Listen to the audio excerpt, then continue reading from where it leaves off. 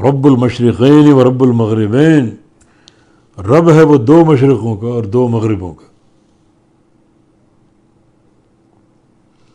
مشرقین تثنیہ اور مغربین بھی تثنیہ، دو مشرقوں کا رب اور دو مغربوں کا رب. مشرق سے مراد سورج کے طلوع ہونے کی جگہ، اور مغرب سے مراد سورج کے غروب ہونے اور ڈوبنے کی جگہ.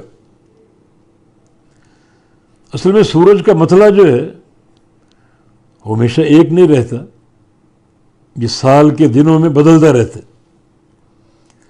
یہاں کے دو مشرق دو مغرب کہا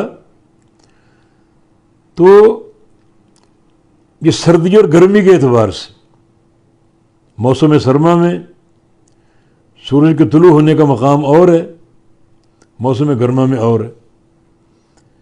تو پھر دو مطلع ہو گئے، پھر سورج کے طلوع ہونے کے دو مقام ہو گئے، یعنی سردیوں میں الگ مقام، گرمیوں میں الگ مقام. اور اسی کی مناسبت سے آگے غروب کا مقام بھی سردیوں میں الگ اور گرمیوں میں الگ.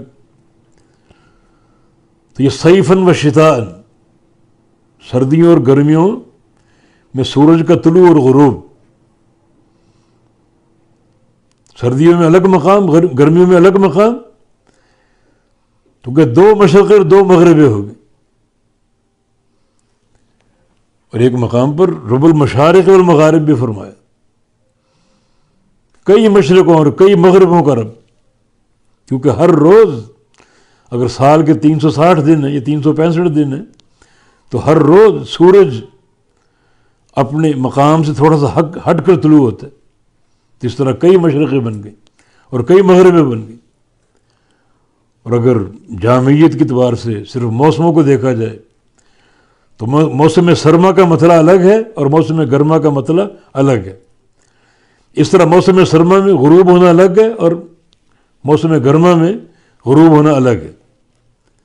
تو اس لحاظ سے، یعنی دو موسموں کے لحاظ سے اللہ تعالیٰ نے فرمایا کہ اللہ تعالیٰ دو مشرقوں کا رب اور دو مغربوں کا رب.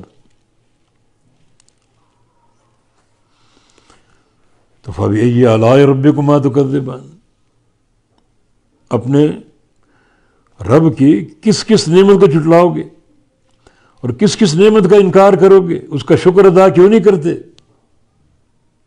اب سورج کا طلوع اور غروب ہونا، اس کے فائدے کم ہیں کیا؟ سورج طلوع ہو دن چڑھ جاتا، دنیا منور ہو جاتی، تاکہ آپ اپنے گھروں سے نکلیں کسب معاش کے لیے. سورج ڈوبتے اندھیرا چھا جاتا تاکہ اندھیرے میں آپ خوب آرام کر سکیں، نیند کر سکیں. پھر اگلے دن کے سفر کے لیے اور کسب معاش کے لیے پوری طرح چاق و چوبند ہو کر اٹھیں. یہ کم نعمت ہے؟ پھر جو دنیا کی معیشت ہے، کھیتی باڑی کا نظام، اس کا تعلق بہت حد تک سورج کے ساتھ مربوط ہے. سورج کی دھوپ ان نعمتوں کے لیے، زراعت کے لیے، باغات کے لیے ایک مؤثر اللہ تعالیٰ کی نعمت ہے. تو یہ چھوٹی نعمت ہے کیا؟